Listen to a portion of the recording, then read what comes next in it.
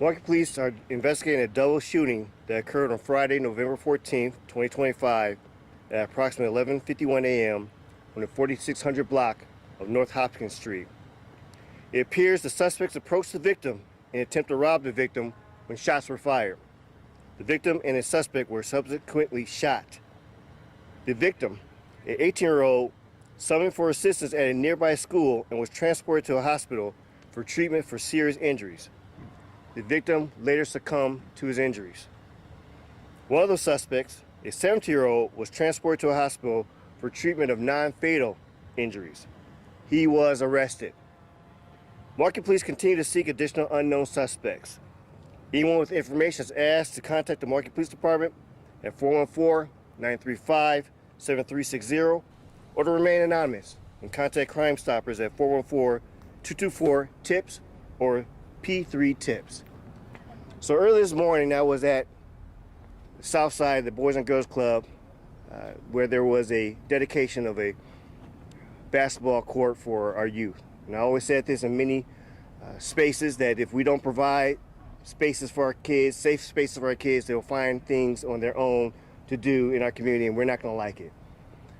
While I was at a youth summit attended by our county exec and our mayor and a lot of our community partners, where we're talking about gun violence with youth, this call comes over. This call comes over as we are talking about firearm violence and our youth. This is unacceptable, Milwaukee.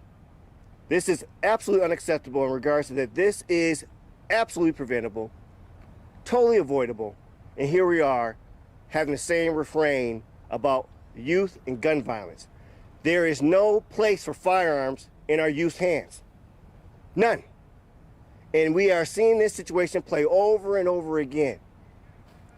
And so I'm here to say, as many times as I can, we all have a responsibility to do something.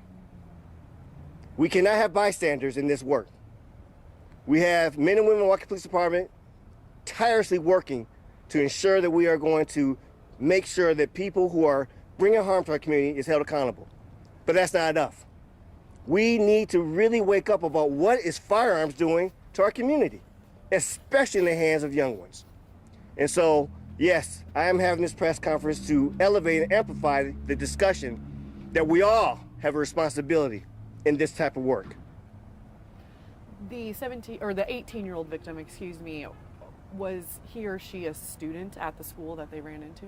We're still investigating that right now, but yes, we definitely want to look in that angle because, again, that makes it even worse in regards to that this could be, a student out here in regards to this, unavoidable situation.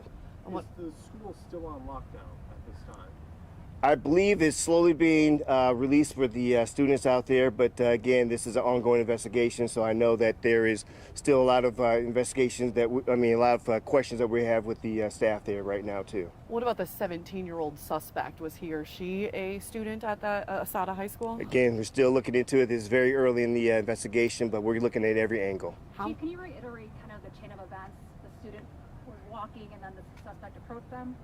So we said a 18-year-old male who was approaching to the corner there was again approached by suspects, which we believe was a robbery, and that one of the individuals involved in that robbery also was shot during the time when our victim who died was shot. How many suspects approached this teenager? We're still looking into that. Was there an exchange of gunfire between the 18-year-old and 17-year-old? We don't know at this time, but we do understand there was a shot fired, but we don't know the extent of the, how many guns or what the extent of shots being fired at the time. So we don't necessarily know how the 17-year-old got injured. At this time, we're still looking into that. I'll take another question. It looks like it's a very large footprint we have out here. Can you just expand on that? Why is there such a large footprint? So we just want to make sure that we have enough room to investigate and check the scene. I know that unfortunately there is a number of items of evidence in that particular area, so we want to make sure that we have enough room to navigate and ensure that we are doing our due diligence. Thank you.